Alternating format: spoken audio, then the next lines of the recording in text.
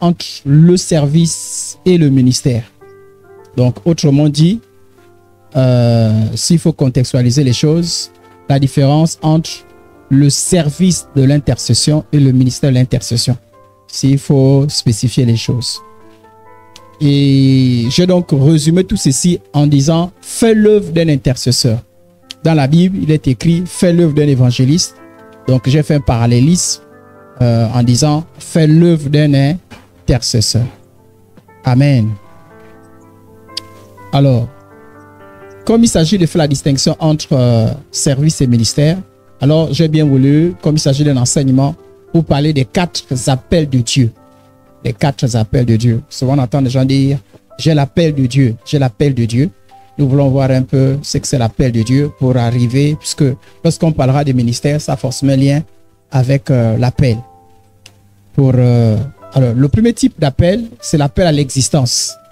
Ça, c'est tout le monde sur la terre a eu cet appel-là. Si on existe, et que c'est Dieu qui nous a appelés à l'existence. On n'existe pas par hasard, c'est Dieu qui nous appelle à l'existence. Psaume 139, 14, 16. Je te loue de ce que je suis une créature si merveilleuse. Tes œuvres sont admirables et mon âme le reconnaît bien.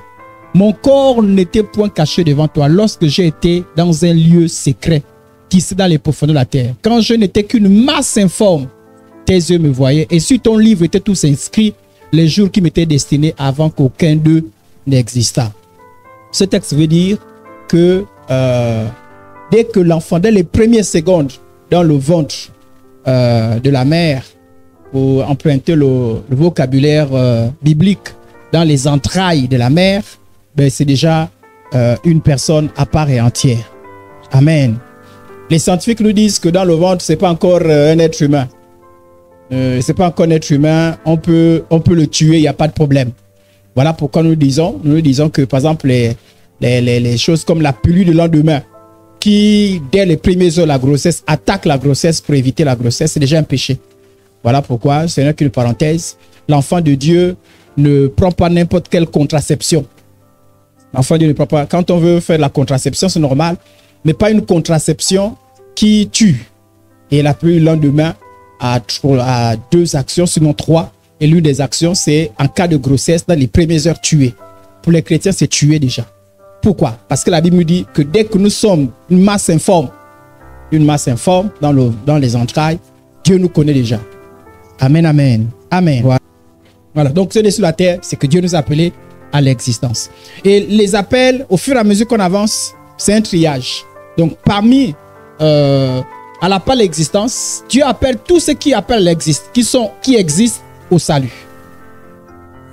Dieu appelle tous ceux qui existent au salut. Par exemple, l'apôtre Paul a été appelé au salut. Qui es-tu, Seigneur? Et le Seigneur dit, je suis Jésus que tu persécutes. Il serait dû le jamais contre les aiguillons. J'aurais dû vous mettre aussi d'autres versets qui disent, suis-moi, etc. C'est Dieu qui appelle au salut. La Bible, Jésus disait d'ailleurs que nul ne peut venir à moi si le Père ne l'attire. Amen. Autrement dit, ne l'appelle. Donc c'est Dieu qui appelle. Maintenant, à nous de répondre ou pas.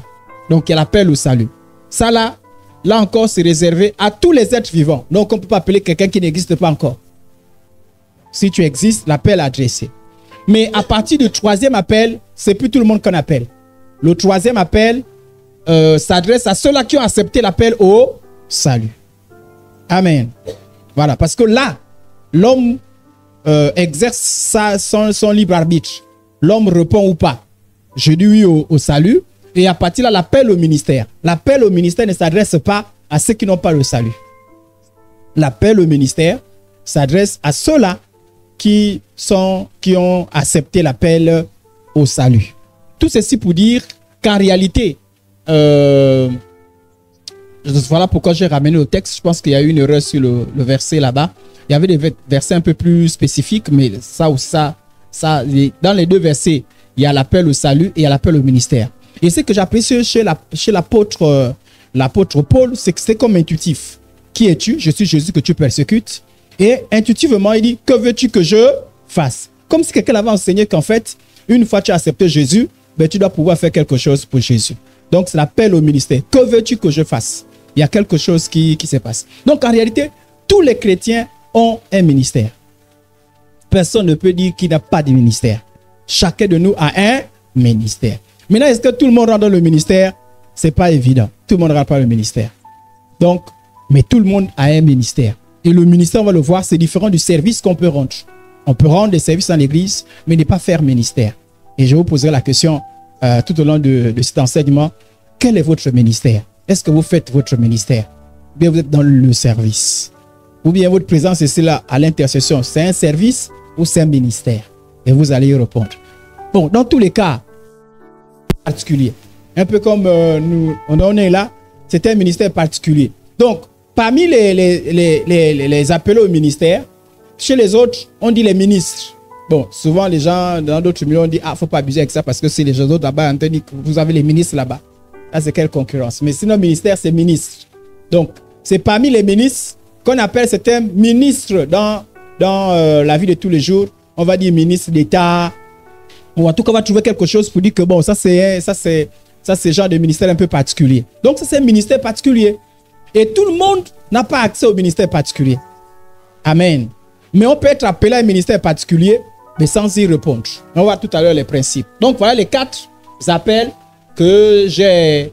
Par exemple, vous allez voir, Éphésiens chapitre 4, le verset 11. Et il a donné les uns comme apôtres, les autres comme prophètes, les autres comme évangélistes, les autres comme pasteurs et docteurs. Dans les ministères particuliers, on peut encore ajouter la liste. Pas encore ajouter un tout petit peu. On peut ajouter. Bon, il y en a d'autres qui s'arrêtent là, qui disent, bon, il n'y a que les 5 ministères là qu'il faut considérer comme vraiment les ministères particuliers. Il y en a d'autres. Moi, je suis de ceux qui pensent qu'il y en a d'autres. On va voir les caractéristiques d'un ministère. Mais je pense qu'il y en a d'autres qu'on peut encore ajouter à cette liste qui se trouve dans la Bible. Qui ne sont pas forcément cités dans ce texte-là, mais qui se trouvent dans nos textes de la Bible. Amen. Ok. Alors, on a déjà vu les 4 types d'appels. Nous passons au principe concernant ces appels-là. Alors, premier principe, c'est que tous ces appels-là, en réalité, ces appels-là sont adressés depuis notre ventre.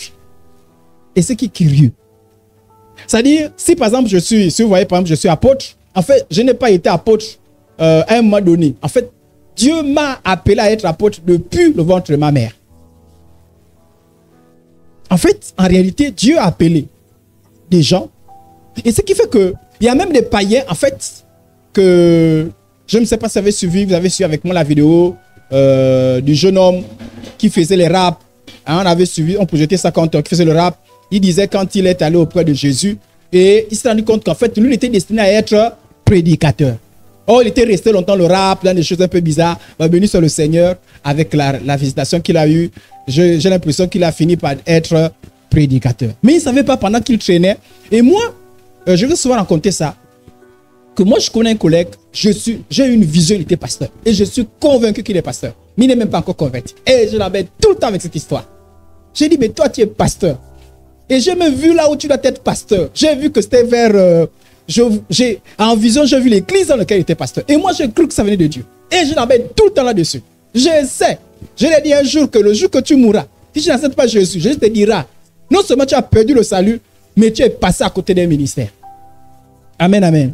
Pendant que l'apôtre, pour persécuter les gens, tuer même les premiers croyants, lui, Dieu l'avait déjà pris depuis le ventre, destiné à être un apôtre. En fait, à la conversion, on prend conscience de ça à quoi Dieu nous avait destiné. Amen, amen. Mais sinon, c'est depuis le ventre. Mais il y a des gens qui passent à côté. Et ce que nous allons voir, nous voyons d'abord que c'est depuis le ventre. Galates chapitre 1, le verset 15. Mais lorsqu'il plut à celui qui m'avait mis à part, dès le sein de ma... Donc, il y a des gens qu'on avorte. Il y a des gens qu'on avorte qui étaient certainement destinés à quelque chose dans le sein de ma mère et qui m'a appelé par sa grâce. C'est la grâce de Dieu. Il n'y a pas, dans les appels de Dieu, il n'y a pas je suis le plus fort. Non, c'est la grâce de Dieu. Voilà pourquoi Jésus a dit à certaines personnes, vous pensez que ceux qui m'avaient choisi, c'est moi qui vous ai choisi. Voilà. C'est moi qui vous ai... Donc, même vous qui êtes là, ne pensez pas que oui, un jour, j'ai pris conscience, je suis allé à l'église. Même quand tu as fait ça, c'est Dieu qui a fait en sorte que tu prennes conscience. Amen. Voilà pourquoi il faut toujours être reconnaissant à Dieu. Ah, Dieu, vraiment. Même si tu dis non, moi, on ne m'a pas évangélisé. Moi-même, je me suis levé un matin, comme je vous disais hier, j'ai pleuré. Tout cela, c'était le plan de Dieu. C'est la grâce de Dieu. Amen. Ok, donc c'est depuis le ventre. Jérémie aussi l'atteste. Avant que je t'eusse formé dans le ventre de ta mère, je te connaissais déjà. Dieu nous connaît avant que nous rentrions dans le ventre de nos mamans. Et avant que tu fusses sorti du sein, je t'avais déjà consacré. Avant. Ce n'est pas pendant que j'étais sur la terre. Avant. Et je t'avais établi prophète des... Donc, il a été établi avant même qu'il ne paraisse. C'est à cause de ça, quand on a les enfants là, il faut faire attention. Parce que Dieu a un plan. Amen. Voilà. Et l'autre principe dans ces 4 appels, c'est que le choix, c'est la souveraineté de Dieu. Voilà pourquoi il ne faut jamais avoir une jalousie. Oui, pourquoi il est prophète, pourquoi il est pasteur, pourquoi il est ceci. En fait, parce que ce n'est pas... C'est un choix. C'est Dieu qui a choisi. Depuis le ventre, quelqu'un... Est-ce que le ventre, quelqu'un, on a vu quelqu'un marcher la sainteté, on a vu quelqu'un être trop fort, qui priait beaucoup, qui jeûnait beaucoup. C'est le choix de Dieu et c'est souverain. Amen, amen. C'est la même chose pour les dons. Moi, je peux prier pour dire, bon, quand même, je suis l'apôtre. S'il y a quelqu'un qui doit avoir le don de miracle, ici, là, c'est l'apôtre. Et puis, c'est la jeune fille Ortiz qui a le don de miracle. Elle dit, donc, si le pasteur n'a pas la révélation, il va dire, Seigneur, ça c'est que l'histoire. Quand même, comment la petite que moi je suis en train de former là, elle a le don de miracle, moi je n'ai pas le don de miracle. Les dons, les ministères, c'est une affaire de grâce. Voilà, quand tu as compris ça, contente-toi la grâce que tu as reçue. Il ne faut pas être dans la jalousie, ça veut dire que tu es ignorant et tu vas te faire du mal. Rends la grâce que tu as reçue. Amen. Et jouis de la grâce, parce que toutes ces grâces-là, c'est pour l'édification du corps de Christ. Donc voilà pourquoi il ne faut jamais faire la bagarre dessus. Quiconque fait la bagarre n'a rien compris. Et vraiment, par la grâce de Dieu, je me suis toujours refusé de rester dans les concurrences, je me suis toujours refusé dessus. Jamais et je refuse là-dessus. Peut-être par inconscient, j'ai fait, mais en fait, mon âme, mon esprit, je refuse de jalouser quelqu'un, ou bien non, tout ça, je refuse. Parce que dès que j'ai compris ça, je me suis dit, plus jamais ces choses-là. Amen, amen. Et Jésus a dit, l'homme ne peut recevoir que ce qui a été donné du ciel. Si rien t'a été donné, tu ne peux pas recevoir. Amen, amen. Voilà. Donc, en même temps, c'est une sensibilisation. Hein. Si vous voyez Dieu élève quelqu'un, dites pas, oh, comment? Ici, là, on connaît l'apôtre. Mais comment Dieu peut élever quelqu'un en pas là? C'est Dieu qui choisit, c'est Dieu qui élève. Réjouissez-vous. Et même l'apôtre doit se réjouir. Ah, Seigneur, je te loue de ce que tu as élevé telle personne. Amen. Ok. Donc, c'est une affaire. D'ailleurs, c'est même là. Hein. Jean 3, 27. Jean répondit, un homme ne peut recevoir que ce qui a été donné du ciel. Si le ciel a donné, qui suis-je pour m'opposer? Le ciel a donné. Donc, c'est le choix souverain de Dieu. Ok. L'autre principe, et ça, j'ai appris ça avec... c'est au fur et à mesure que j'ai appris ça. Et c'est bizarre, hein? Dieu ne se répand pas de l'appel qu'il adresse. Car Dieu, c'est écrit en Romains chapitre 11, verset 29, car Dieu ne se repent pas de ses dons et de son appel. Voilà pourquoi certaines personnes vont entrer dans l'appel très tard. Il y en a certains qui vont entrer très tôt. Je bénis le Seigneur pour le pasteur Gesnel. À peine il s'est converti. Nous autres, là, ça fait longtemps que je suis. Donc, on est dans le ministère un peu plus tard. Mais lui, même pas quelques ans. Il est dans le ministère déjà, il a commencé le ministère. Et c'est dans le ministère qu'on la cadre. Vous voyez? Nous autres, on a vieilli d'abord. On a eu les cheveux blancs spirituels, permettez l'expression. C'est qu'on a dit, on a la foi. Avant de dire, finalement Dieu nous a appelés. Depuis longtemps, tu faisais quoi? Tu faisais quoi depuis longtemps? Donc, il y a des gens qui rentrent comme ça. Et des gens qui parfois qui se rendent compte que Dieu les a appelés, mais ils n'ont plus de force, ils n'ont plus d'énergie. Voilà. C'est comme je vous dis, je prie pour lui. Si un jour il se convertit un jour, peut-être qu'il se rend compte qu'en fait, il ne peut même plus exercer le ministère qu'il avait. Il y en a certains même qui sont au ciel qui ont dit, mais au fait, tu sais que je t'ai appelé à tel ministère. Oh! Mais tu ne l'as jamais exercé. Pour ceux qui sont sauvés, d'autres, ils auront en enfer avec simplement, voilà, s'il était destiné à être un évangéliste, mais il n'a pas été. Et il n'a même pas été sauvé. Donc voilà pourquoi vous allez voir qu'il y a des gens qui, par exemple, certaines personnes, qui à un moment donné ont commencé avec le Seigneur, qui sont repartis avec des dons. Voilà pourquoi c'est cette histoire que vous voyez quelqu'un, mais le don de miracle. Certains, d'autres font la magie. Mais d'autres, c'était vraiment des vrais appels de Dieu, mais qui ont été déchus. Mais Dieu n'a pas retiré les dons là. Donc, dans son péché, voilà pourquoi en fait, dans les conseils, on dit que attention au don. Le don ne te garantit pas la communion avec Dieu. Tu peux faire les miracles, les prodiges, prophétiser, mais après te retrouver en enfer. C'est possible. Jésus a dit, certains diront, j'ai fait des miracles, j'ai fait des prodiges. Et Dieu leur dira, je ne vous connais pas. L'apôtre Paul a dit, je sais le Seigneur avec tremblement. De peur qu'à va prêcher aux autres, je me retrouve en enfer. Donc, avoir les dons, manifester une grâce, ce n'est pas la preuve qu'on a en communion avec Dieu. Les dons, c'est les dons. Parce que les dons ne dépendent pas de nous. Voilà pourquoi vous allez voir certaines personnes, ne soyez pas étonnés. Et moi, au départ, ça me faisait mal à la tête. Et je dis, mais comment lui là, mais vraiment, je sens qu'il est hors des choses de Dieu. Mais on a l'impression que Dieu agit toujours avec lui. Je ne sais pas si vous connaissez l'histoire du jeune prophète et du vieux prophète. Le jeune était déjà rejeté, mais le vieux était déjà rejeté, mais il a quand même prophétisé dans son rejet. Il a piégé même l'autre. À cause de lui-même, le jeune a été tué. Mais c'est par lui-même que Dieu a dit au jeune là que toi tu as désobéi, tu seras même sanctionné. Et pourtant, c'est lui qui était à l'origine de ces choses-là. Donc vous voyez les dons exercés encore, parce que ce n'était qu'un canal. Donc il faut faire la distinction entre être un canal de Dieu et être dans la communion avec Dieu.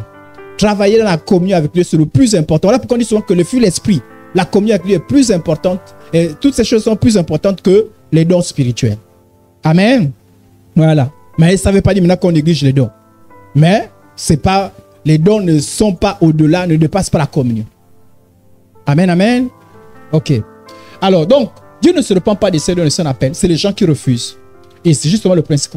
L'homme peut rejeter l'appel de Dieu. De la même manière que les gens disent non, je ne veux pas être sauvé. Ils rejettent. Dieu ne force personne parce que s'il y a quelqu'un qui respecte le libre arbitre, c'est Dieu. Et voilà pourquoi, je veux encore une parenthèse, je dis toujours aux gens que respectez aussi le libre arbitre aussi des gens. Et une fois, j'enseignais sur les deuils. J'ai dit, pendant qu'une personne est vivante, on se tracasse. Accepte Jésus. Même si c'est ton mari, c'est ta femme, c'est ton parent. Accepte Jésus. Accepte Jésus. S'il meurt comme ça, accepte Jésus. Dieu a dit, bon, j'ai donné des occasions, il ne s'est pas repenti, je respecte son libre arbitre. Toi aussi, le parent, respecte aussi le libre arbitre. Tu n'es pas plus grand que Dieu. D'autres, moi, ce qui me fait mal, c'est qu'il est parti en enfer 1 an, 2 jours. Mais toi aussi. Toi, tu devais le forcer. Dieu s'est incliné devant son libre arbitre. Toi, tu es qui? Là, tu penses que tu l'aimais plus que Dieu.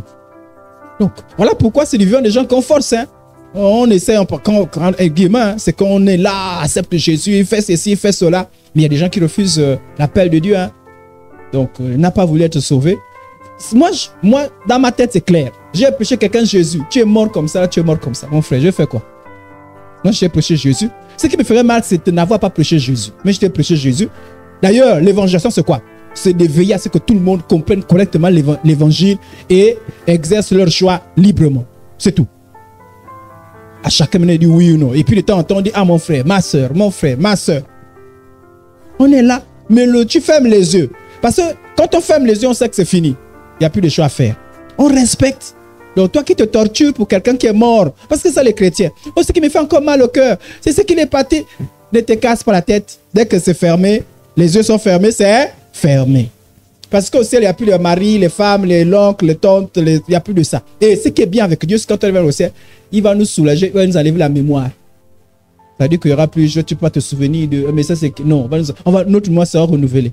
Parce que sinon, tu vas avoir les soucis que j'avais un enfant qui s'appelait tel. Au nom de Jésus, que nos enfants ne partent pas d'enfer. Mais j'avais tel qui s'appelait tel, qui est parti. Donc, on peut refuser l'appel au salut. Comme on peut refuser l'appel au ministère. On a des chrétiens comme ça, qui sont certainement sauvés. Il y a des chrétiens qui sont sauvés, mais qui sont réservés. Non, moi, Dieu, je ne le sers pas. Et ils sont comme ça.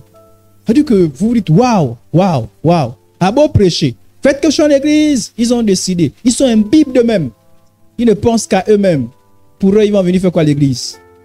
Les gens qui sont à l'église, les super, non qu'à organiser l'église, faire tout ce qui... Eux, ils ne servent même pas. Ça les touche, ça les... Non. À la limite, quand ils ont pitié de vous, vous avez besoin d'argent, tenez l'argent, mais ne m'embêtez pas dans vos histoires. Voilà, vous avez besoin... Moi, je mets choses à moi. Vraiment, aucun service pour Dieu. Ils ne comprennent rien du tout. Ils sont sauvés. Il y en a certains qui sont sauvés. Il y en a d'autres, c'est parce qu'ils ne sont même pas encore sauvés. Il y en a d'autres qui sont sauvés, mais qui ont refusé de servir le Seigneur. Mais il y en a d'autres aussi qui ont appelé un ministère particulier. Oui. C'est-à-dire que Dieu te dit, toi là, tu vas pas servir comme tous les autres. Et ça sonne bien dans tes oreilles. Mais tu es là, parce que tu dis, moi, pasteur. Peut-être parce que je te souviens que tu te moquais de tous les pasteurs. Et ça te coupe. Tu dis, comment? Moi, maintenant, on va se moquer de moi. Jamais. Il y a des gens, Il y a des gens qui luttent. Vous avez entendu parler de l'histoire de Jonas?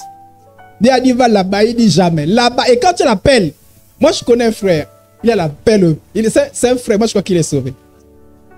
Et il sert le Seigneur. Mais lui, je sais que lui, il a l'appel particulier. Mais la manière dont... Et vous savez, quand vous restez avec un appel particulier, votre vie est bizarre. Je vous dis. Parce que, c'est-à-dire que même toi-même, tu peux avoir tout, l'argent, tout, mais tu sens quelque chose qui manque chez toi. Il y a quelque chose qui manque. Et même les gens, les spirituels savent que, c'est comme moi, quand je regarde, je sens que, le frère. Mais vous savez, à un moment donné, il y a des décisions qu'il faut prendre très tôt. Mais comme il a raté aujourd'hui, là, pour rentrer dans ça. À un moment donné, c'est compliqué. Hein? Ça dit qu'il y a beaucoup de choses. Donc, il y a des gens qui luttent avec les appels. Dieu les a appelés, mais ils sont là, luttent avec les appels. Donc, il y a des gens. C'est pas... Vous savez, l'histoire des appels particuliers, c'est pas... On ne décide pas. À partir d'aujourd'hui, on décide que tel est devenu pasteur, tel prophète. Tu feras le service de pasteur, mais tu n'es pas appelé au pasteur. Oh, cette truc-là ne se trafique pas. Mais quand tu as l'appel, il y a des gens qui refusent. Il y a des gens qui ont l'appel. Dieu les a choisis. Ils ne savent même pas pourquoi. Et même ils ne savent pas pourquoi Dieu les a choisis. Ils auraient voulu être tranquilles, venir. Mais Dieu a dit que toi là, je te mets à part. Et ils ont refusé. Et dans leur vie, il y a quelque chose qui manque. Ils sont comme Jonas. Ils ont l'impression que Dieu les combat tous les jours. C'est-à-dire que ce n'est même pas Satan, c'est Dieu qui les combat. La plupart des gens qui acceptent l'appel au ministère, hein, Dieu les a combattus mal. Quand Dieu t'a choisi ta poitrine, il doit te combattre. Tu parles là-bas, boum. Tu parles là-bas, boum. Jonas, il prend le bateau, les gens ont les problèmes. Les gens disent, ah, non, il y a quelqu'un qui nous cause des problèmes ici, là. Il reconnaît que, ah, c'est certainement moi. On l'a jeté. Il allait valer pour le poisson. En fait, Jonas était mort. Non, c'est pas qu'il était vivant. Quand on dit que non, c'est dans la mort, dans le séjour de mort qu'il parlait. Et c'est du séjour de mort. C'est dans le séjour de mort qui crie, oh, comme vous entendez que non, j'étais mort. Et c'est du séjour de mort qu'il a fait le miracle qu'il est ressorti. Même là encore, c'était compliqué pour lui. Donc, il y a des gens qui appellent au ministère et ils luttent. Ils luttent. L'appel au ministère, c'est toi-même. Tu dors, Dieu est là. Tu te réveilles, Dieu est là. Tu fais ceci, Dieu est là. Tu fais les plans, Dieu est là. Dieu est là. Donc, j'espère que parmi eux, il n'y a pas quelqu'un qui lutte avec Dieu. Ah, ce genre de prédication qu'on n'aime pas trop. Oh, pasteur, stop. Faut même pas essayer. Parce que quand il y a des gens, ça tombe, le cœur un peu disposé. Il y en a d'autres vraiment, ils n'ont jamais... En fait, ils sont comme Moïse. Ils disent, mais il y a Aaron qui est là. Pourquoi c'est... Il y a d'autres qui sont là. Pourquoi c'est moi? Dieu dit, il y a pas... C'est pas que, c'est moi qui ai choisi. Amen, amen. Je me souviens d'un homme de Dieu qui disait qu'il refusait l'appel. Un jour, je ne sais pas s'il marchait, et puis il a senti qu'il devait mourir. Il a dit, oh Dieu, sauve-moi. Dieu a dit, pourquoi? Je te sauve pourquoi? Tu ne me sers à rien. Depuis que je te parle, sers, oh, sauve-moi. Je te sers, il a dit, ah, présent. Et depuis ce jour-là, il sert le Seigneur. Amen. Donc, il y a des gens qui ont l'appel particulier. Il y a des gens comme ça qui luttent. Et parfois, comme nous avons les enfants, parfois Dieu pointe ton enfant. Mais toi, tu avais fait ton plan. Dans la maison, on a besoin quand même d'un spécialiste, un ingénieur en informatique et tout ça là. Parfois, l'enfant lui est sensible. Hein? On dit non, non, pas de ça. Tu es sauvé, tu crains le Seigneur. Amen, amen. Tout l'heureux. Mais Dieu dit, annule-moi tous les plans. Et toi, tu vois l'argent que tu as investi. Tout l'argent, la bourse que j'ai donnée, Dieu dit, annule-moi tout ça là, j'ai choisi ton enfant. Et toi, tu combats ça que Dieu te combatte. Donc, il y a des moments, on lutte comme ça. Mais il y a des appels, c'est des appels qui arrivent. Donc, ce qui est sûr, plus on avance, il y aura toujours des appels. Des appels tout le temps. Donc, un jour, vous allez ça comprendre. Genre, mettez-moi à part pour l'œuvre à laquelle... Mais il y a des gens qui ont refusé. Il y a des gens qui refusent. Moi, je connais vraiment des aînés de la foi hein, que Dieu a appelés. Ils servent le Seigneur, hein. Mais tu sens que c'était pas ça là. C'était pas. Quand vous le regardez, vous sentez que... Vous savez, le jour que j'ai dit, je sers le Seigneur de façon particulière, j'ai informé mes aînés de la foi. Tous m'ont dit, enfin, enfin. Je dis, enfin, comme il dit, non, voyez seulement que toi-même là. Il dit, il y a des gens qui voyaient, hein, clair. Hein. Bon, je connaissais, mais je ne connaissais pas comment les choses devaient se faire. Mais tout le monde, et c'est bien avant l'approbation, justement qu'on l'appelle, Quand il y a l'appel, bon, je vais rapidement fermer la parenthèse parce que c'est pas ça plus. Mais quand il y a l'appel, il faut l'approbation. Mais il faut, c'est pour se rassurer aussi. Mais appel particulier, Dieu peut appeler. Amen. Ok. Donc quand il y a beaucoup d'appelés, mais peu de lui. Donc, il y a beaucoup d'appelés, mais peu de lui. Il y en a d'autres qui vont rejeter. Hein. Il y a des femmes qui ont bloqué les appels des maris. Voilà. Il y a des maris qui ont bloqué les appels des femmes. Bon, sœur en Christ, quand tu dis comme ça, amen là.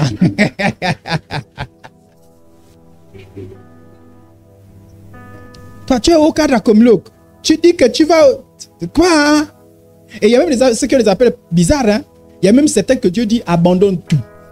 Et ça, c'est encore plus grave. Hein? Ah oui. Hein? Il dit que Dieu te donne clairement. Et appel n'est pas forcément égal à abandonner tout. Il n'y a pas forcément ça. Mais il y en a certains que Dieu donne spécifiquement. Il dit, je ne veux pas les mélanges. Tout. Tu sens, quelqu'un disait qu'il gagnait... Ah, il gagnait beaucoup d'argent. Il était comme il ne gérait pas une seule entreprise. Il gérait plusieurs entreprises. Et on lui demande d'abandonner tout ça là. Ah! Tout ça là. Pour revenir à vivre par la foi. Si ça fera rendre au gloire au Seigneur. Pendant qu'on n'avait pas besoin de la foi. L'argent, les primes, beaucoup de choses, des avantages. Tu repars. Parce qu'avant de se construire quand même quelque chose, mais vraiment c'est difficile au début. Hein. Donc, mais parfois les choses comme ça, la femme dit, pardon, moi, mes enfants, il y a même d'autres qui ont menacé. Hein. Ils sont, tu rentres dans l'histoire de ton Dieu là. On est déjà sauvé. On mange, on prie, on sert le sein à l'église. Toi, ton histoire, si tu fais ça, je t'abandonne. Ah oui, il y en a certains qui ont fait ça. Qui ont dit, je t'abandonne. Clair. Il y en a certains qui ont dit, oh, la femme, c'est valable, hein? Mari comme femme. D'autres qui ont dit, hé, toi là, tu rentres dans tes choses là, je t'abandonne. À cause de ça, souvent quand nous encadrons nos enfants, on dit, si tu sens des choses, il ne faut pas prendre n'importe qui. Demandez, mademoiselle, quand je suis venu à Airblend, je lui ai dit, moi je suis un bishop. Donc, si tu sens que dans ta vie, il n'y a pas besoin de bishop, là, il ne faut même pas dire oui. Parce que moi je suis un bishop. Là où le vent souffle, je pars. Amen. Bon, elle a dit qu'elle était aussi bishop. J'ai dit, alors, on va bishoper. Mais pourquoi je faisais attention là-dessus? Parce que, on ne pas blaguer. Hein? Ah oui, il y en a certains. On va blaguer. Surtout pour nos enfants là. Si tu sens qu'il y a un enfant, si tu sens qu'il y a la paix dans la vie d'un enfant, commence à lui sensibiliser dessus. Ne prends pas n'importe qui va tuer ton ministère, qui va tuer ton appel. Prends quelqu'un qui est capable de te comprendre, avec qui tu vas avancer. Amen. Parce que toi, tu as encore la possibilité de choisir. Parce que parfois, nous, les parents, on est avancés. Il y a des choses que... Mais nous, notre sagesse, on peut dire aux enfants. Donc, voilà pourquoi c'est tout ça là. Le suivi, c'est tout ça là. Il ne faut pas dire aux enfants, ah, il est bon, hein. Ah non, il est bon. Ah, il travaille. Oui, il travaille. Il est quand même sérieux. Oui, il est sérieux. Non, c'est bon, épouse. Pas comme ça. Vérifie tout ça là. On peut refuser même la demande en mariage si tu sens qu'il n'y a pas quelque chose. Moi, amen. Mais il n'y a pas que nos enfants, il y a aussi les gens dans les églises. Tu peux voir quelqu'un que, ah, je sens que demain il y a un appel pour telle personne. Mais vous l'encadrez déjà, vous lui sensibilisez. Ah, ma fille, toi là, il ne faut pas faire ça. Mon fils, toi là, pourquoi? Parce que vous sentez les choses venir. Amen. Voilà. Ok, on peut avancer. Donc, c'était les parenthèses. Chacun sera récompensé à la fidélité à l'appel. Seulement que chacun marche selon la part que le Seigneur lui a faite. Selon l'appel qu'il a reçu de Dieu, c'est ainsi que je leur donne dans toutes les églises. Ne cherche pas à faire les choses dans lesquelles Dieu ne t'a pas appelé. Tu vas te cogner la tête pour rien. Tu vas te cogner la tête pour rien. Vraiment pour rien. Reste là. Si tu sens, si tu trouves un domaine auquel Dieu t'a appelé, reste là. C'est là où ta bénédiction. Amen, amen. Ok. Celui qui plante et celui qui arrose sont égaux et chacun recevra sa récompense selon son propre travail. Ça peut dire que moi, je peux avoir un appel différent, mais je serai récompensé par rapport à mon appel. Je ne suis pas obligé d'avoir la même... Je ne suis pas appelé forcément à faire la même chose que l'autre. Mais si je sens que c'est là où Dieu m'a appelé. Mais les gens font les choses en fonction de quoi? En fonction des considérations purement humaines. Surtout pour nos ministères là, on dit oui, quand on prêche, on voit qu'il est pieds, nous on l'a pris, quand elle chante, Moi, je vous ai dit, quand je me suis converti, l'un des ministères que j'ai converti, on m'a dit, choisis. J'étais encore trop charnel. J'ai regardé les intercesseurs et je voyais qu'ils pleurent beaucoup pour des choses qu'ils ne les concèdent même pas. Ils sont là, ils se mettent à genoux. Puis je dis, non, je n'ai pas là-bas. J'ai pensé évangélisation. J'ai dit, on va m'insulter pour rien. Les gens, ils n'ont qu'à en faire eux-mêmes. Moi, on va m'insulter, je n'aime pas. Et j'ai vu le piano. Ah, parce que j'ai joué au piano dès le départ. Hein. J'ai vu j'ai dit, oh, c'est joli. J'étais au groupe Louange Alliance Chrétienne de Mwanda. Groupe Louange de l'église, hein. Même pas de jeunes. Groupe Louange, j'étais à l'intérieur. Je me souviens des premiers cantiques. Je me souviens encore des premiers cantiques. Je n'ai pas chanté ça. Vous ne connaissez pas ces cantiques-là. Je me souviens des premiers cantiques que moi j'ai appris. Alléluia. C'est lors d'une retraite spirituelle que Dieu... Je vous raconte une petite parenthèse. Une retraite spirituelle. Comme j'étais encore trop zélé, dès que je reçois quelque chose de la part du Seigneur, je donne vite. Lors d'une retraite, le Seigneur me parle. Le Seigneur me dit, tous ceux qui sont là ne sont pas appelés à être chantres. Donc je me lève, je dis, le Seigneur me dit, lors d'une retraite spirituelle, on avait fait un jeûne en fait, c'était 3 jours. On avait fait 2 jours, on partait au 3e jour. Donc on était fatigué. Et puis retraite, et quand on priait là, vraiment l'onction descendait. Donc je me lève, je dis, le Seigneur me dit, il y a des gens qui sont appelés, qui sont ici, qui ne sont pas appelés chantres. Là, c'est mes gens qui disent, oui, je crois que le Seigneur me parle. J'ai peur que... J'ai dit trop fort. Le Seigneur m'a parlé, ouais. Donc je suis trop fort. Vous savez, quand vous avez l'impression que le Seigneur vous parle et que quelqu'un dit, oui, je crois que c'est moi, ça vous réconforte, hein. Que lorsqu'il y a le silence, quand le Seigneur, tu dis, oh Seigneur, qu'est-ce qui m'a poussé même. J'ai dit, trop fort. On repart. J'entends une voix qui me dit, j'ai dit qu'il y a des gens qui sont ici, qui ne sont pas appelés. À mon cœur, je dis, mais j'ai vu dire ça. Il y a des gens qui ont dit qu'ils ne sont pas appelés et qui ne seront plus jamais, qui ne seront plus désormais au groupe Louange. Dieu me dit, toi aussi, tu n'es pas appelé ici.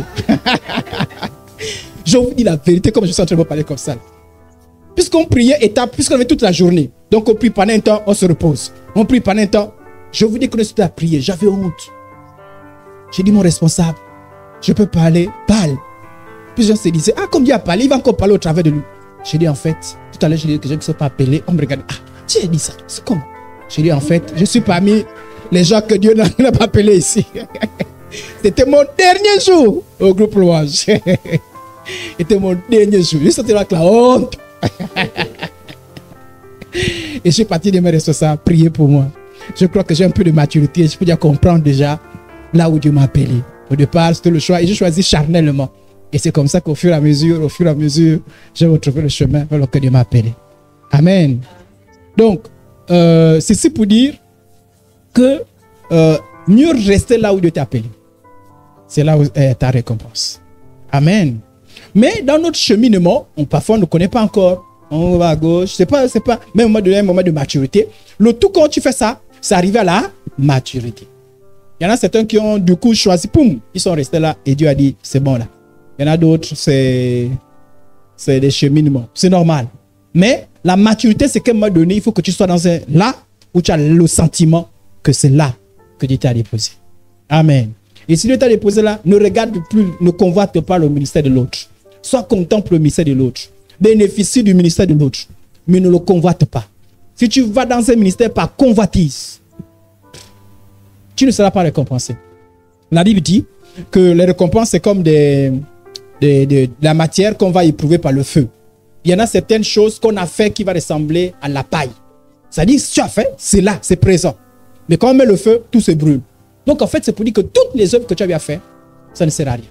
Et l'apôtre Paul disait, si je fais des grands dons, je donne des grands biens, si je n'ai pas l'amour, ça ne sert à rien. De la même manière, quand je fais certaines œuvres qui ne produisent rien du tout, parce que les motivations ne sont pas bonnes. Amen. Ok. On avance un peu. Les conditions de la récompense. Si je le fais de bon cœur, quand tu as l'impression que, voilà pourquoi je parle de motivation. Si tu fais ton ministère de bon cœur, j'en ai la récompense. Si je le fais malgré moi, c'est une charge qui m'est confiée. Alors, là maintenant, on revient un tout petit peu à l'intercession. Si tu fais l'intercession parce que on dit, ici à l'église, il faut bien que quelqu'un fasse quelque chose. On dit, c'est une charge qui m'est confiée. C'est une tâche qu'on t'a donnée. Par respect pour le pasteur, par respect pour les responsables, tu le fais, mais tu ne le fais pas de bon cœur. Parfois, tu le fais en murmurant. Tu viens à l'intercession en disant, ah, cette histoire-là, quelqu'un est fatigué, vraiment, il faut encore prier. Mais qui a dit que, pourquoi Dieu a fait en sorte que c'est là où on prie que le pasteur se trouve? Parce que là, il voit clair qui vient et qui ne vient pas. Si c'était loin, il ne veut même pas savoir. Et tu viens, tu traînes les pieds. Ah! Quand tu fais ça, la Bible dit, tu n'as pas de récompense. Ça peut être pesant, mais si tu le fais le bon cœur, tu as la récompense. Amen. Alors, nous voulons parler de la différence entre un ministère et un service. C'est quoi un ministère et un service? Un service, commençons par le service. Le service, c'est une tâche. Le service, bon, un mot a un sens dans un contexte. D'accord? Voilà. Il y a des contextes où le service ressemble à un ministère. Voilà. Mais je l'utilise dans un certain contexte. Le service est circonstanciel. C'est quelque chose que tu fais de façon ponctuelle. Je le fais et puis, j'ai rendu service. Et en tant que chrétien, il peut arriver dans des lieux où tu rends un service. Nous, quand on a commencé, nous tous on était chantres. Je vous ai dit qu'on a commencé. Il faut respecter les pionniers. Hein. Il faut bénir les pionniers. Pionniers des milles, il faut les bénir. Quand on a commencé, on était 4. Le couple locaux, il n'était pas encore couple. Aujourd'hui, son couple, le couple Nzangi. Et puis, Kevin, que vous voyez, qui a les cheveux blancs spirituels dans Miv. Donc, c'est les premiers qui nous ont rejoints. Donc, il faut respecter Kevin pour ça. C'est des pionniers. Mais nous, on faisait tout. Donc, si vous voulez raconter une histoire, il est là, vous racontez l'histoire. On était en même temps, nous tous, on était chantres. On préparait les louanges avec les Moïse. On fait quoi? Donc, on faisait tout. Il y a des cultes où quelqu'un pouvait prendre officiant, chante, prédication. Une seule personne. Donc, tu es venu, tu dis, ah, c'est quelle histoire de culte que... Amen. Donc, mais à un moment donné, on est dans les services. Quand on a commencé, j'étais le seul instrumentaliste ici. Je jouais à la guitare. Que des fausses notes, les bonnes notes, je jouais à la guitare. On était contents. On était ici là. Quand il n'y a pas la guitare, on dit, oh, mais pourquoi pas la guitare? Là, j'étais dans les services. Ce n'est pas mon appel. Amen, amen. Et quand la sœur Sifa est arrivée, on l'a dit, on te laisse juste quelques temps. Respire. Dès qu'on a eu la certitude que c'est appelé, on a dit, allez, prends ce qui est à toi. Amen. Donc vous voyez, c'est pour vous dire que il y a des choses qu'on fait parce qu'on rend. Et Dieu tient compte des services. Mais le service ne sera jamais le ministère. Je sais pas si on a compris. Moi, j'ai été déjà chanteur lors d'un culte. Je l'ai été déjà. Mais Dieu ne m'a pas appelé là-bas. Ça va, on a compris? Voilà. Donc, on peut faire quelque chose parce qu'on rend service. Et ne vous embêtez pas. Vous pouvez aller dans une église et vous sentez qu'il y a un besoin. Et pour le faire. De la même manière comme nous, on encadrait les enfants. Béni soit le Seigneur pour les sœurs qui ont pris ce... Mais on encadrait. Parfois, on faisait d'abord les enfants. On a fini avec les enfants. Cours. On vient ici. On vient prêcher. Donc, mais c'est les services. Mais dès qu'il y a des gens qui sont appelés, on se retire. On rentre dans notre appel. Je ne sais pas si on a compris. Donc, les services, ça peut arriver. Mais les services ne sera jamais le ministère.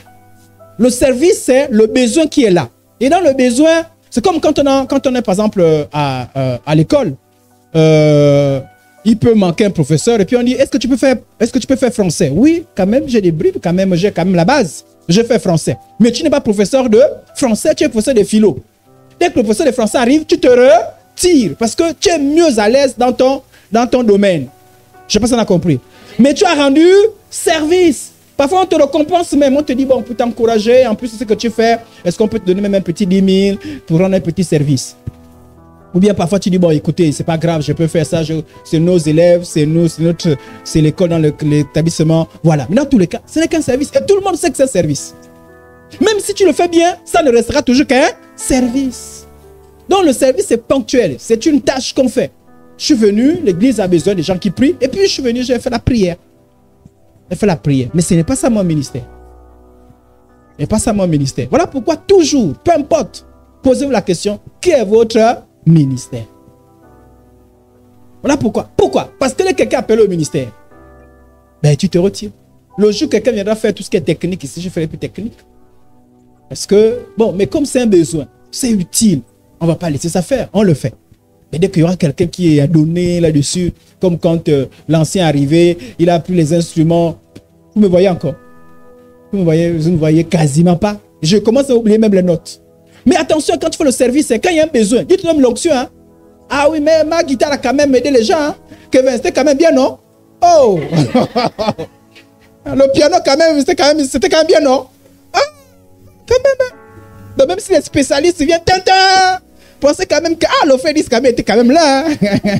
Mais ça a toujours été c'est toujours un service.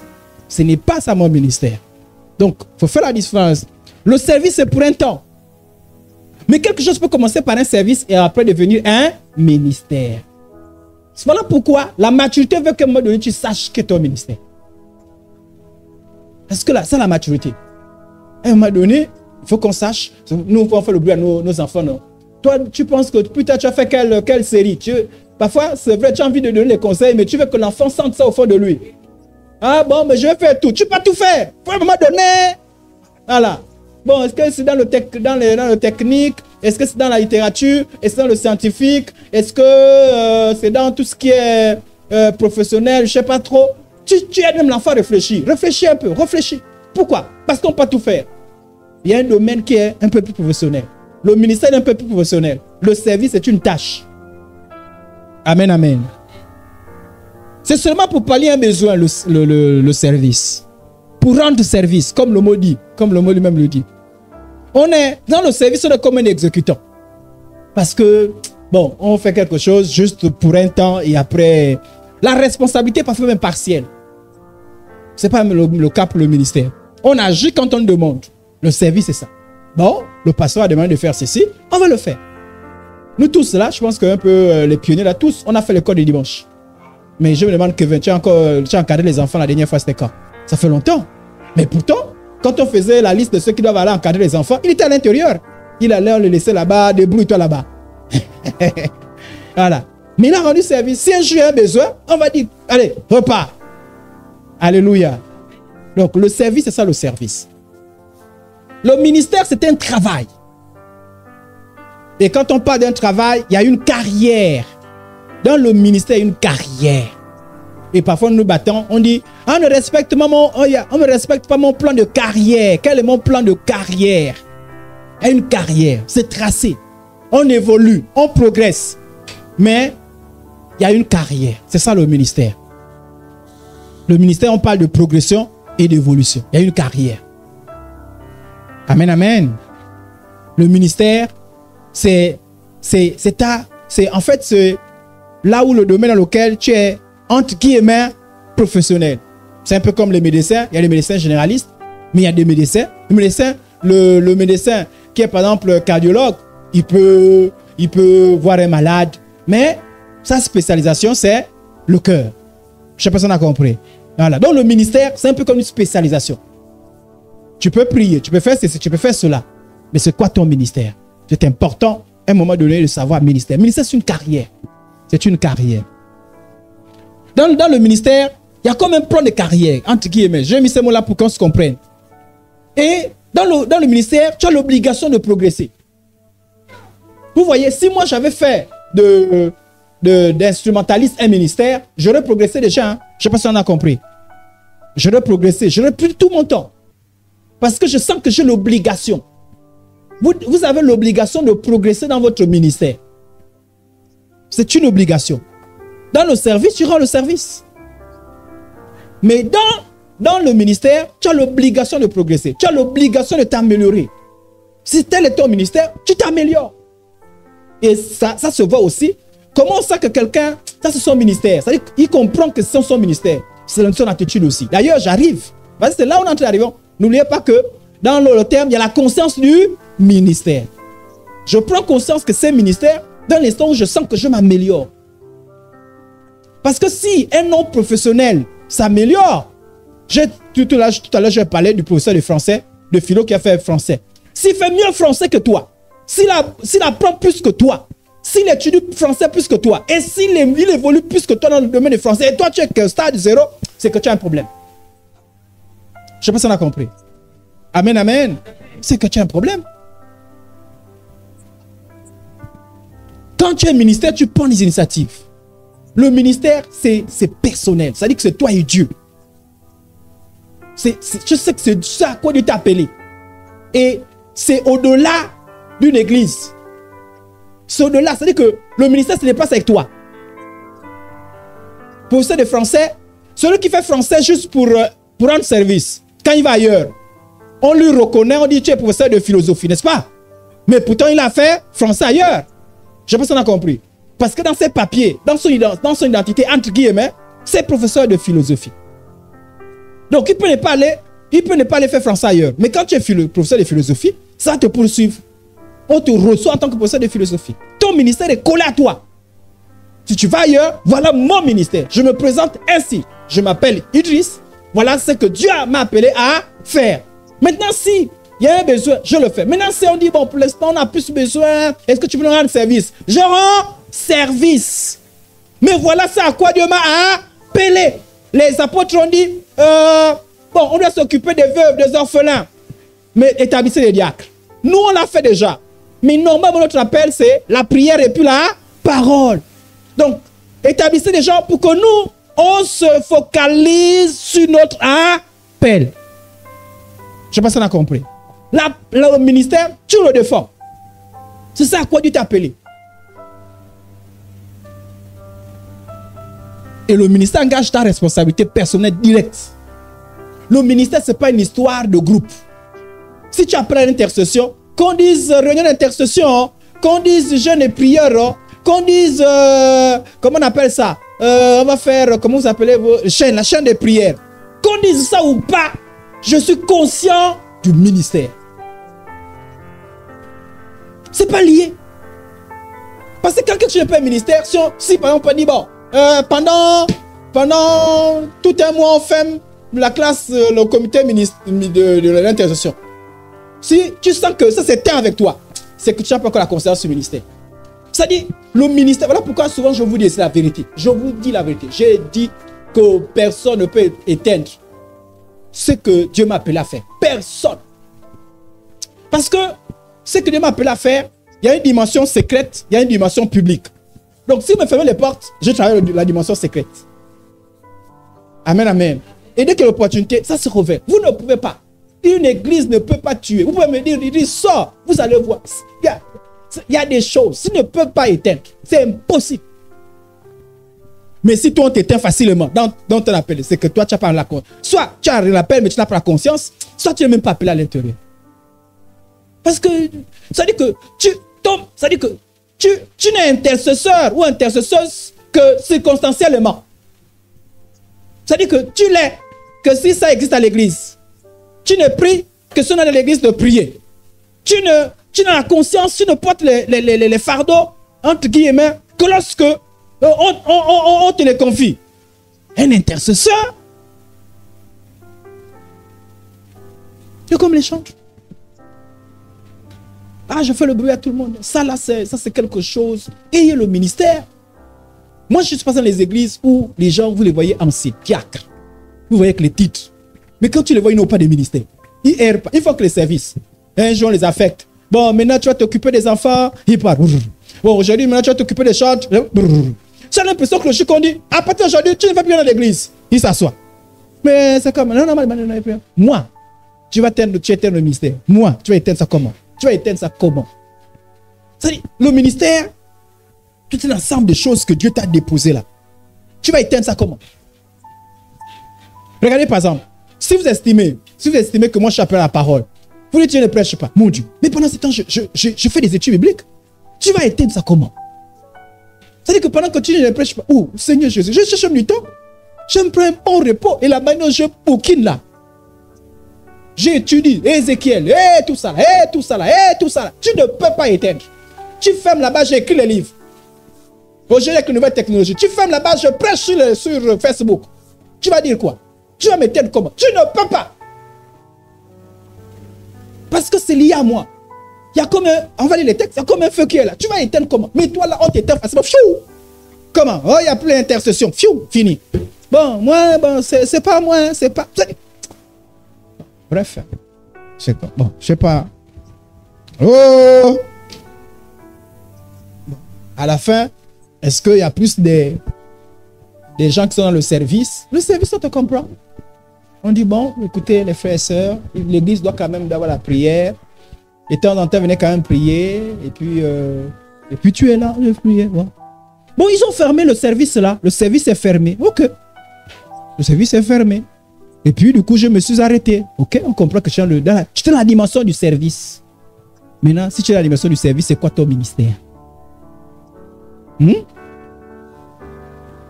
Oh! Ouais. Amen, amen. Entrez dans le ministère. Entrez dans le ministère.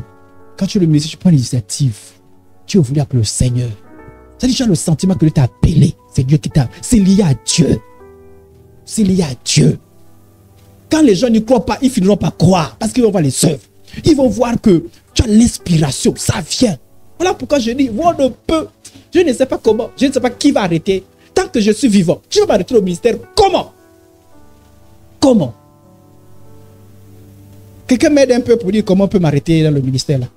Je ne sais pas. Je me pose la question quoi. Le ministère n'est pas lié à une église, n'est pas lié à quelqu'un. Voilà pourquoi je dis que même vous dites qu'aujourd'hui tu ne prêches plus. Tu fermes la bouche. Qui vous a dit que le ministère est lié à la bouche? Vous fermez la bouche, les pensées remontent.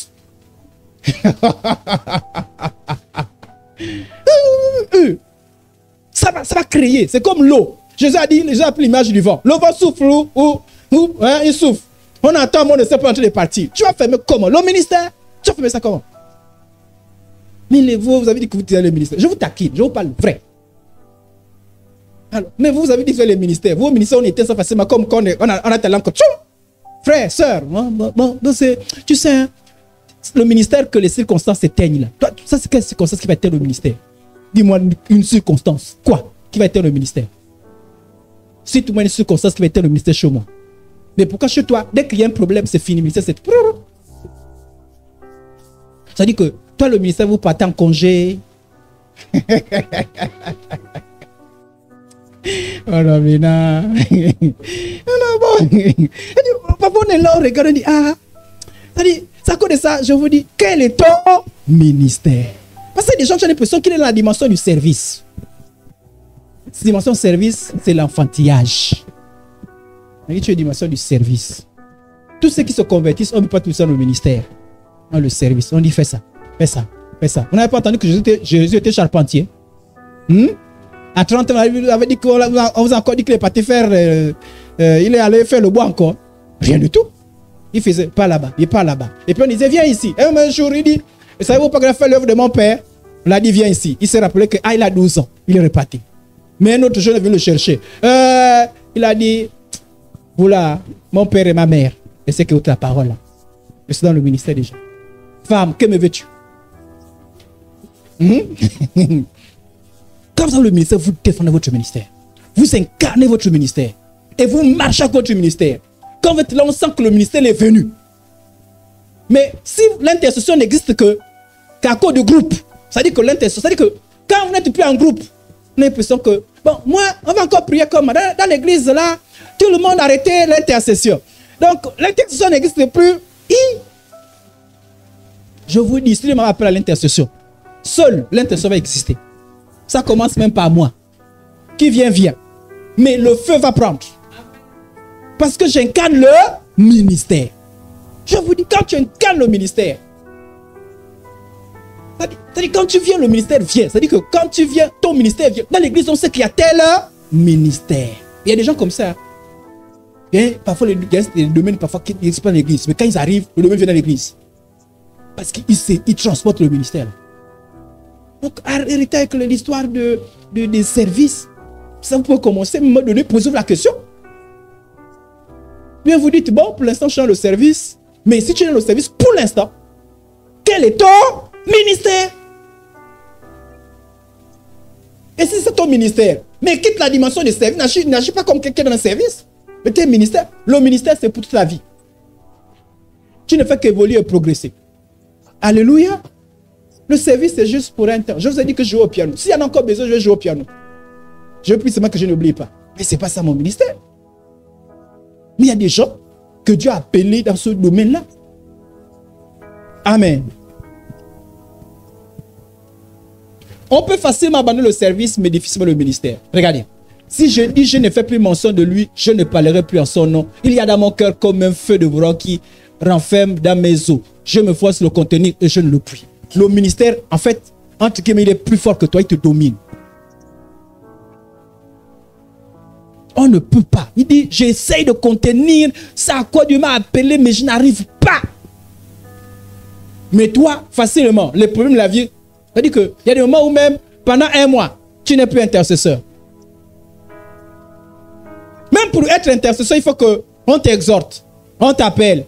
Frères, sœurs, vous savez, l'église, là, il faut, le Seigneur nous a appelés, et puis tu es là. Bon, je vais quand même voir. Bon, je vais essayer de voir, mais sinon, tu sais, hein, j'ai beaucoup de problèmes. J'imagine les gens qui viennent me dire, bon, frère Iris, tu sais, le ministère, tu sais. Non, on peut me fortifier, mais pas me dire, bon, comme si jamais. C'est collé à moi. Tant que je suis vivant, tant que les forces sont là, le ministère ne mourra pas. Amen, amen. Bon, toi tu dis que tu es intercesseur.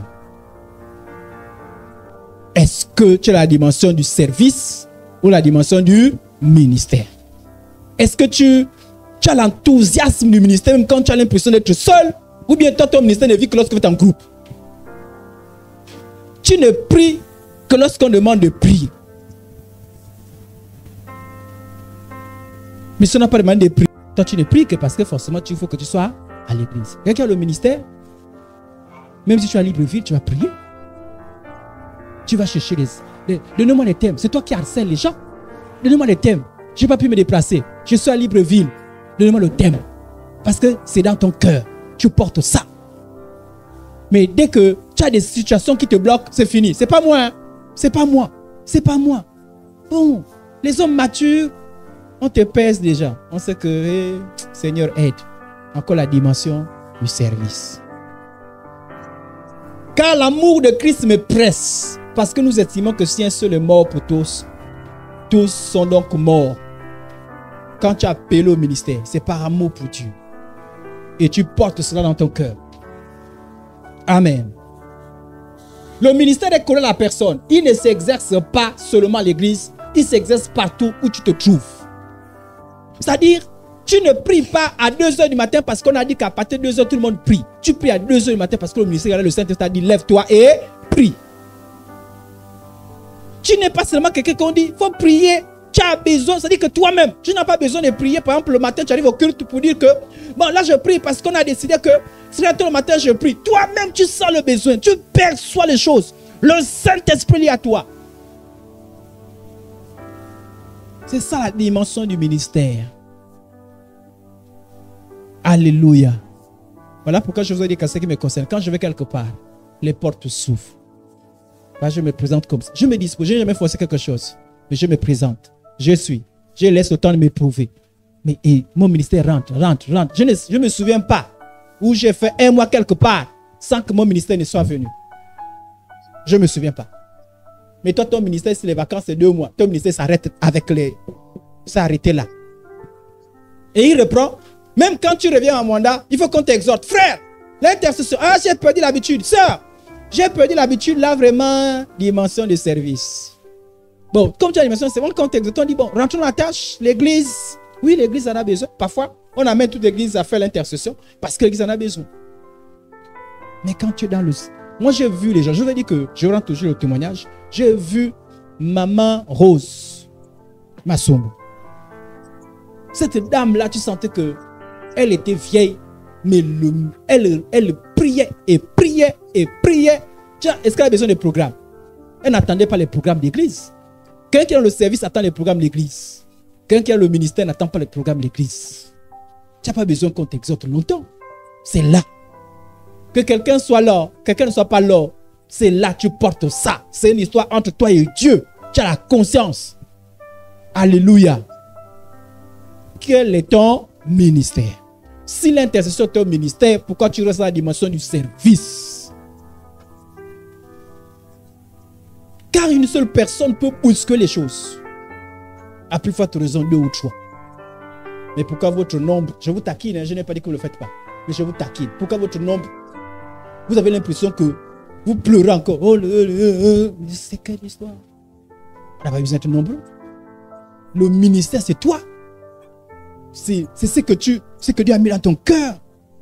Marche avec cette conviction.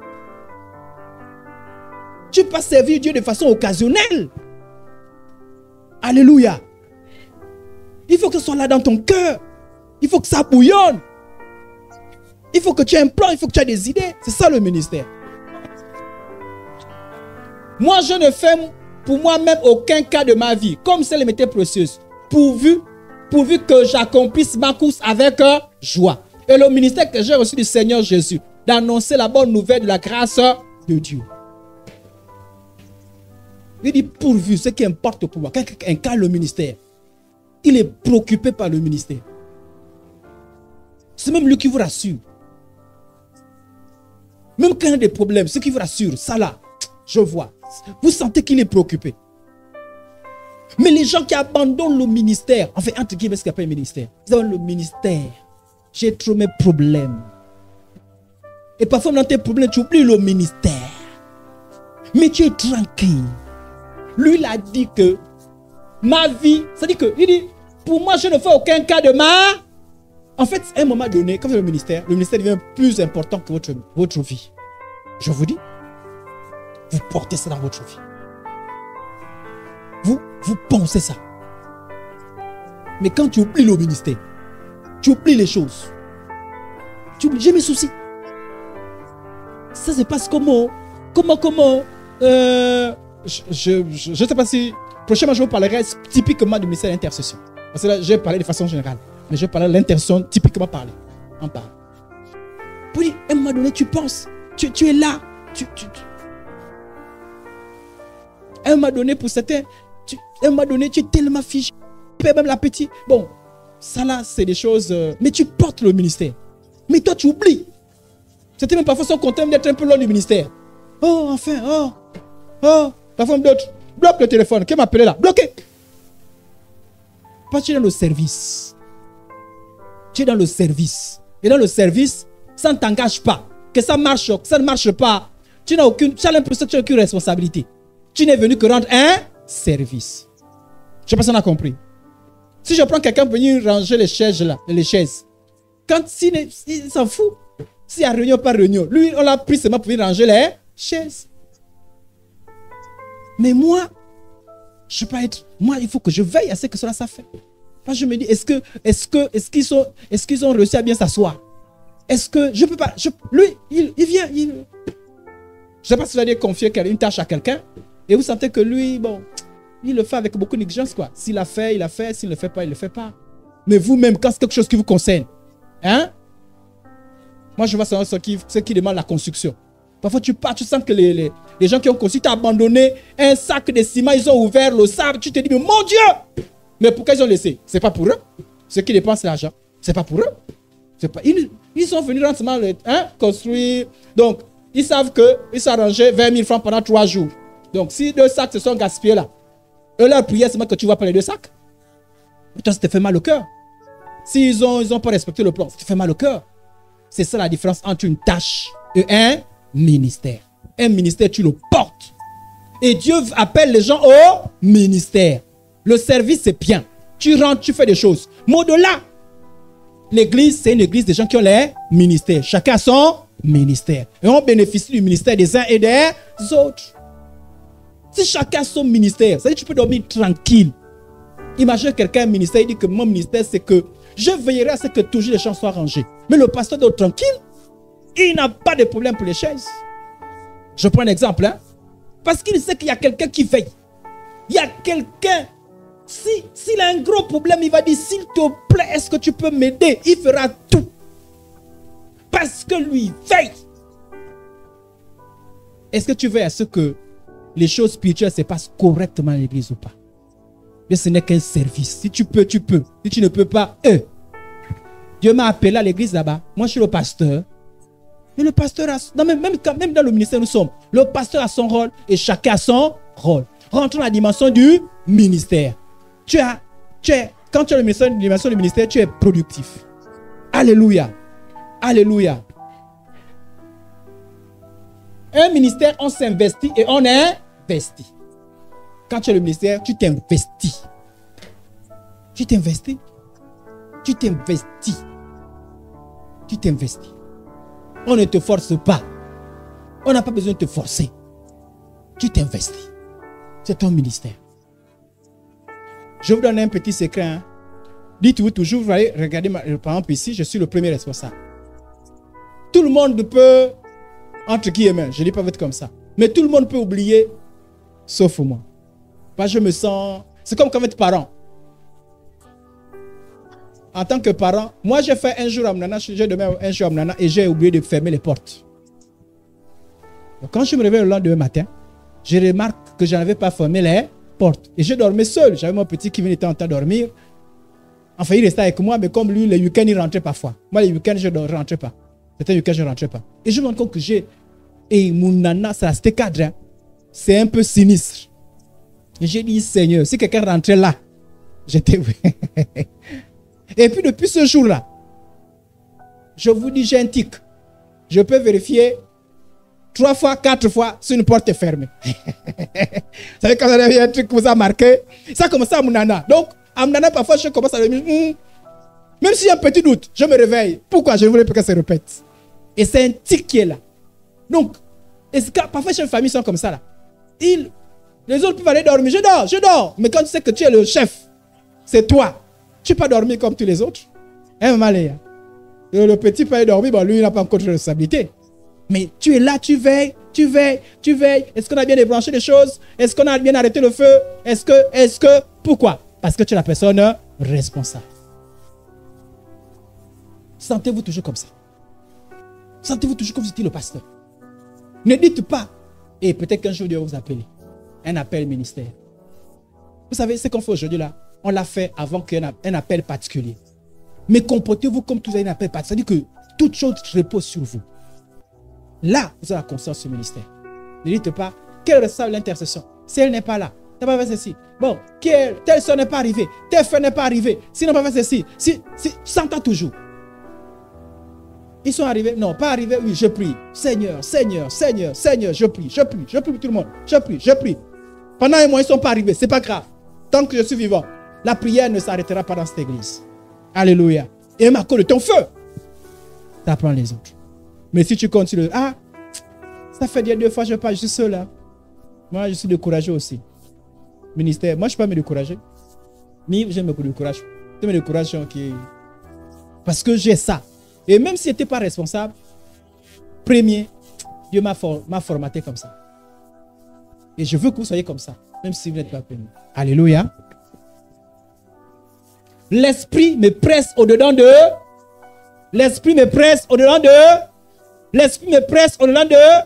Mais certains parfois, tu as l'impression, tu te demandes si l'esprit me les parle. Parce que tellement ils sont négligents là. Tellement c'est facile pour eux d'abandonner les choses. De négliger les choses. Tu as l'impression que...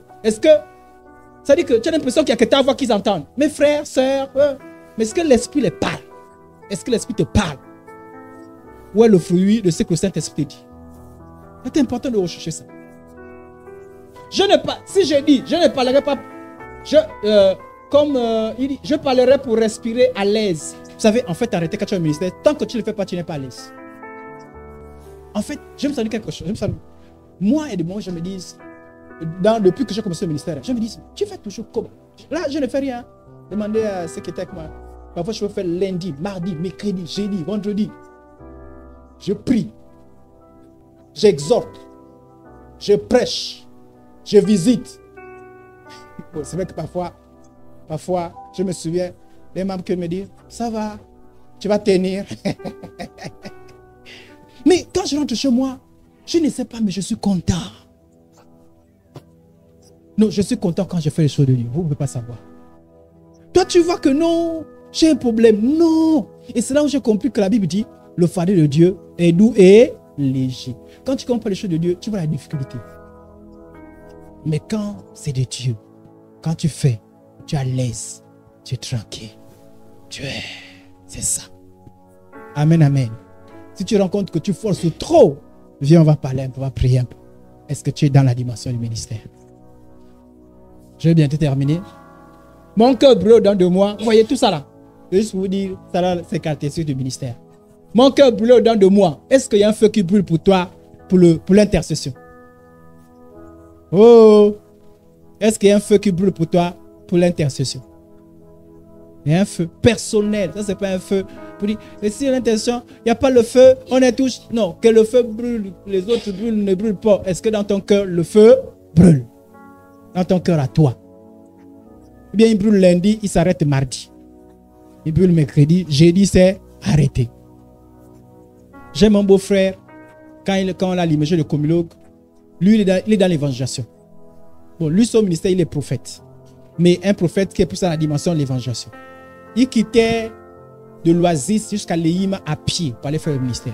Il quittait de l'Oasis jusqu'à Konda à pied pour aller faire le ministère. Parfois, il n'avait pas à manger. Quand il est parti à Port-Gentil, il n'avait pas encore trouvé l'emploi. C'est même le ministère qui le nourrissait. Je vous dis, il dit qu'il allait de maison en maison, il évangélise. Parfois, on dit, les gens, pitié de lui, disent, tu as mangé, tu es un peu fatigué. Il dit, ah, là, la vérité, je n'ai pas encore l'emploi. On lui sort à manger. Il n'avait rien. On lui sort l'argent. Tiens, 10 000. C'est avec ça qu'il gère. Il marchait. J'ai vu, il marchait. Il bousculait. Il faisait tout. Bon, quand tu prends la dimension du ministère, tu es dans tes soucis. Je n'ai pas l'emploi. J'ai mal aux pieds. Bon, quand je parle mal des pieds, ce n'est pas en termes de maladie. Hein. C'est que, ah, moi j'ai marché. Et puis, mais lui partait de maison à maison. Ce n'est pas un programme d'église. Lui n'avait pas de programme d'église. Et lui, il a un système. Quand il vient dans un endroit, d'ailleurs, le gros baf qu'on a là, celui qui nous a acheté, quand il vient dans un endroit, il vient avec son argent, il achète des choses, il organise l'évangélisation. Il est comme ça. Quand il vient, s'il vient ici, quand il vient ici, je vous dis la vérité, je peux dormir tranquille. Il va continuer à faire l'évangélisation. Tu vas rentrer. Il a l'onction, il va te faire attendre l'intérieur. Et si je ne rentre pas, il va crier. Il nous a amené au début, il nous faisait crier là, non. Il partait, ça, j'arrive. Non, le baf là. On poussait ça. Il est arrivé, il a dit, oh, il dit, voilà, le Seigneur m'a donné. Comme je sais que c'est quelqu'un du ministère, quand quelqu'un du ministère là, tu le laisses dans son onction. J'ai dit, je te suis. Il dit, alors, on est parti là-bas. Hein? Quand on est parti, je ne sais pas, tu nous voyais à l'époque. Il nous voyait. Tu ne venais pas encore trop ici. Hein? Voilà, c'était lui, le monsieur qui parlait là. Il dit, alléluia, alléluia, alléluia. Nous, on est que là. Même le pasteur, j'étais que, le frère. Même sa propre femme, quand tu demandes sa propre femme, tu as compris le mari, il dit, lui là, il a son ministère, j'ai mon ministère, pardon. Les choses, la honte là, lui, il n'a pas honte. Même en plein marché, vous, hein, même en plein marché, il vous dépose le baf, il crie.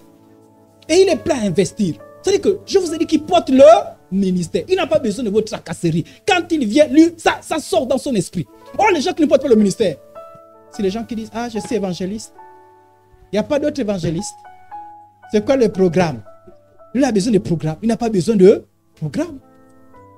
En moins de 1 mois, il a fait des programmes ici. Il a fait les Yima. Il a fait, lui seul, il est venu l'acheter, il a sorti l'argent. On a même encore des trucs qui nous avaient, c'est encore là. Les gilets. Il nous a habillés tous en gilet. Je vous dis, il nous a habillés. Il nous avait besoin de quoi? Il dit, je sors l'argent. C'est le ministère. C'est ce qu'on appelle le ministère.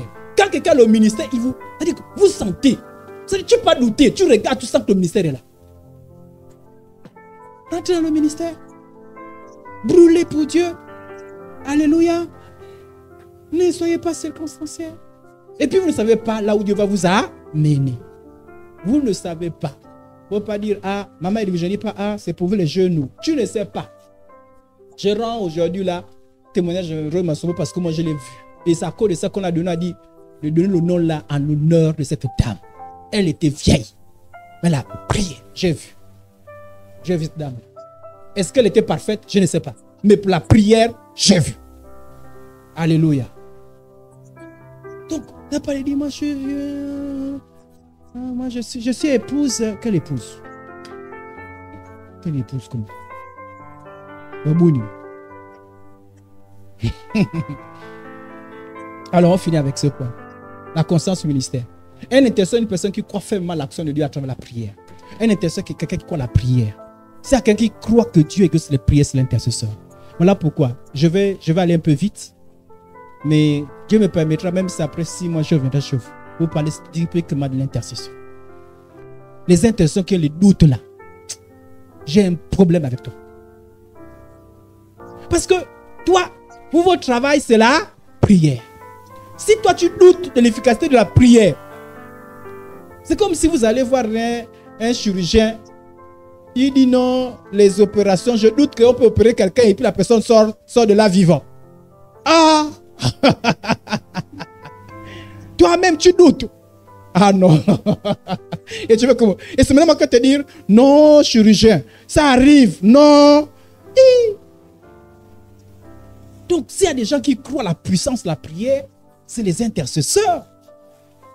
Donc, moi, je ne vous regarde pas en tant que groupe. Quand groupe là, c'est groupe, c'est l'effet de groupe. Je vous regarde tous individuellement. Dans ta propre vie, est-ce que tu crois à la prière? Monsieur qui est toujours, on prie, mais, le Seigneur, Dieu là. C'est pas la présence des problèmes, non, c'est ta foi. Ta foi est comment? Alléluia. Les problèmes peuvent exister, mais ta foi. Mais quand tu écoutes, ça veut dire que la personne, quand tu écoutes, quand tu écoutes, il n'y a pas, ça veut dire quand tu écoutes, tu es découragé dans ta foi. Je vous ai dit qu'une fois, j'étais à l'hôpital général. J'ai prié pour des gens. J'avais la perfusion et c'est moi qui priais pour les gens. Ils me disent, mais toi, tu es comment? J'ai dit non, même malade, je crois que Dieu guérit. Amen, amen. J'ai la foi. Je ne sais pas pourquoi mon corps est malade, mais même malade, je crois que Dieu guérit. Tu peux m'enlever ça? Mais les intercesseurs, ça veut dire qu'il ne faut pas prier par essai. Moi, je vous... Dieu m'avait donné la permission. Tous les intercesseurs qui doutent là, on nous enlève un à un. Sautez. Stage. Comme un intercesseur peut douter de la prière? C'est comme si moi je doutais de la parole de Dieu. Que la parole de Dieu, bon, parfois ça agit, parfois ça n'agit pas. Mais changer le pasteur? Est-ce que le pasteur est incrédule? Non, c'est la vérité. Un pasteur qui est incrédule comme ça, là, il faut le changer. Il vous dit, bon, vous savez, la parole de Dieu, là, il ne faut pas trop mettre le cœur dessus. Et au nom de Jésus, parle de là. Mais comment? Amen, amen. S'il y a des gens qui croient à la prière, c'est vous. Est-ce que ça veut dire qu'il n'y a pas arriver des problèmes? Mais doutez là, vous devez croire. Sinon, vous venez faire quoi ici là? Si vous ne croyez pas la prière, vous venez faire quoi ici? Vous passez votre temps pour rien. Vous devez croire qu'en prière, les choses peuvent changer. Les choses peuvent bousculer. Et tout ça. C'est ça la prière. Sinon, vous venez seulement pour essayer. On prie quand même parce qu'on prie. Voilà pourquoi nous sommes au service. Donc, comme on a dit, on a dit qu'on doit faire quelque chose. Je dois faire quelque chose. Mais sinon, croire la prière. Vous devez croire que j'ai parlé à Dieu et Dieu peut faire des choses. Amen. Croyez. Croyez. Fortifiez-vous dans la foi.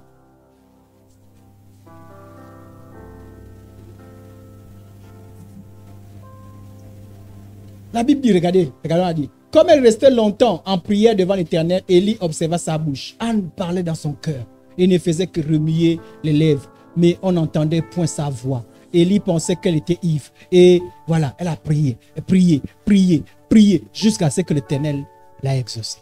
Et les textes que je vous ai dit que je reviendrai peut-être prochainement, qu'au du temps. On a dit, et Dieu ne fera-t-il pas juste à celui qui crie à lui jour et nuit, et tardera-t-il à leur rendre égard? Donc, c'est la persévérance.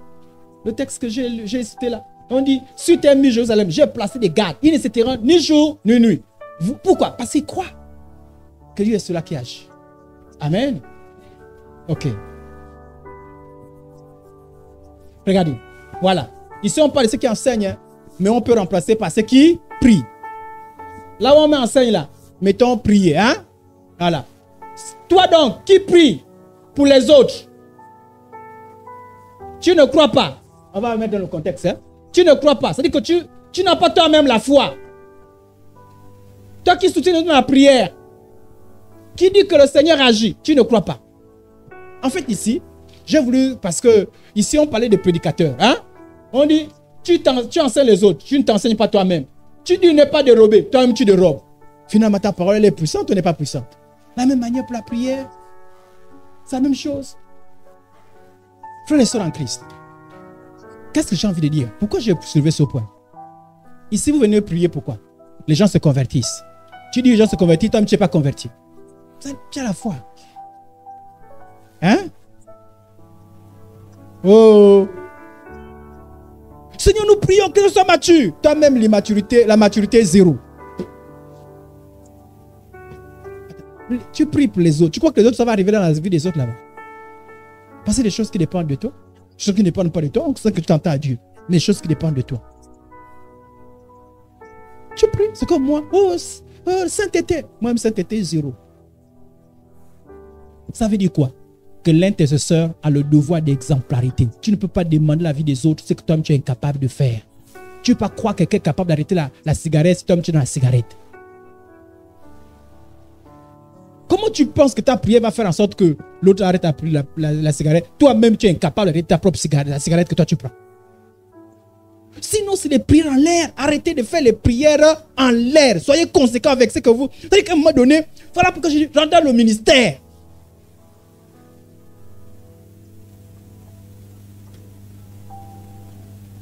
Un intercesseur ne critique pas, ne murmure pas, mais prie.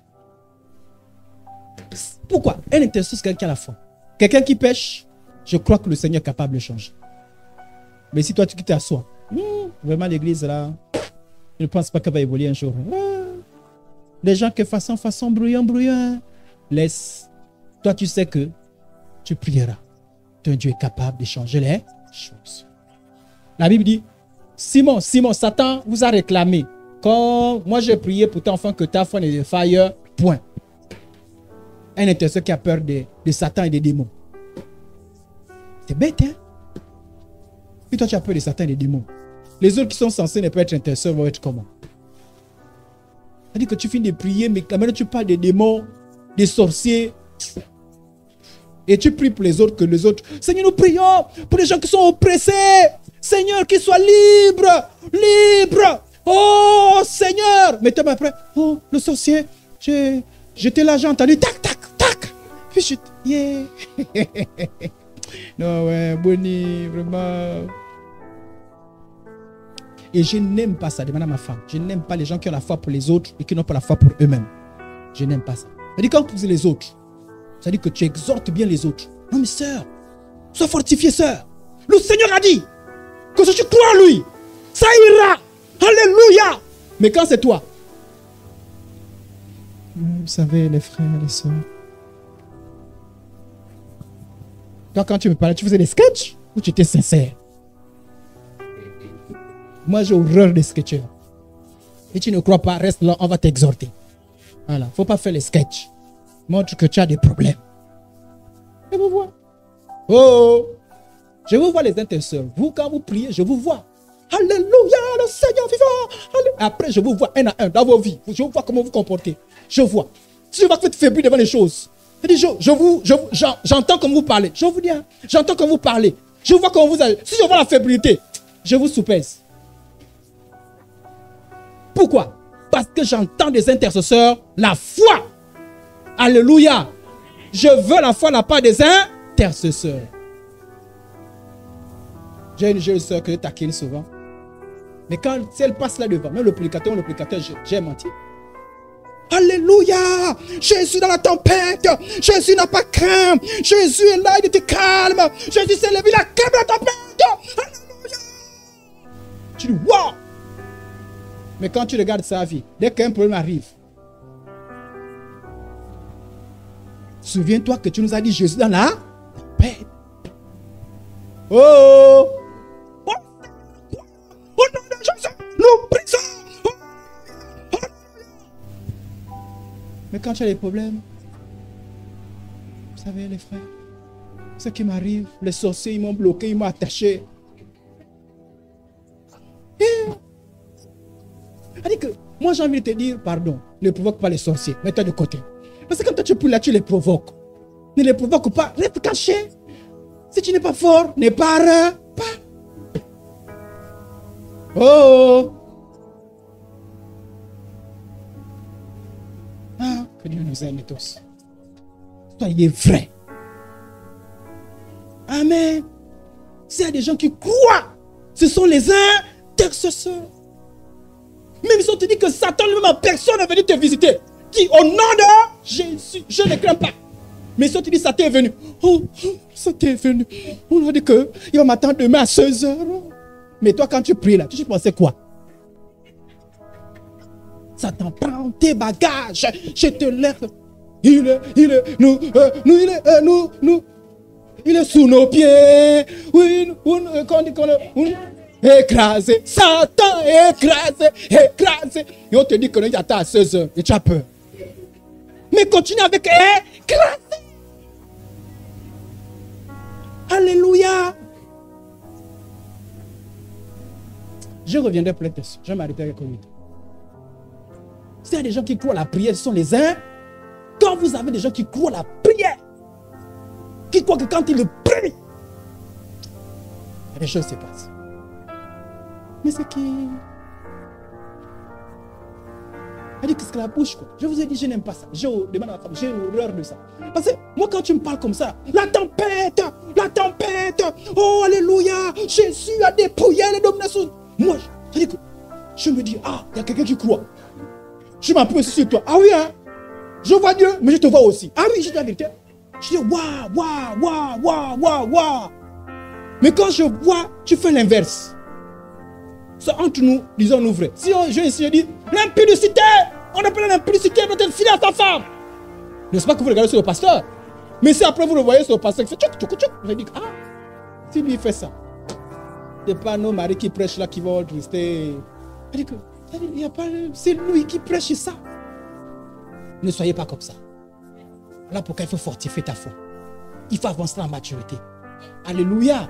S'il y a quelqu'un qui croit à la prière, ce sont les intercesseurs. Qui croient que par la prière, les choses sont renversées et ils sont plus que vainqueurs.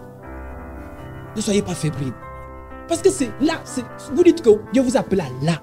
Il y a des choses que vous comprenez, il y a des choses que vous savez, pas être là. Je vous ai dit que si moi je suis le premier à noter la parole de Dieu, c'est-à-dire comment je parle, vous sentez le doute, vous sentez que moi je crois que la parole est capable de transformer. Vous allez quoi? Comment? Changez-le. Aime à la prière. Quand il y a un problème, montre que toi-même tu crois que par ta prière les choses peuvent changer. Montre que Dieu est fidèle. Montre que Dieu est grand. Montre que Dieu est bon. Montre que Dieu est puissant. Mais quand tu entends, quand tu écoutes, on est découragé. Quand tu entends seulement. Et on est habitué avec les sketchs. Que Dieu nous fortifie. Amen. Baissons la tête et prions.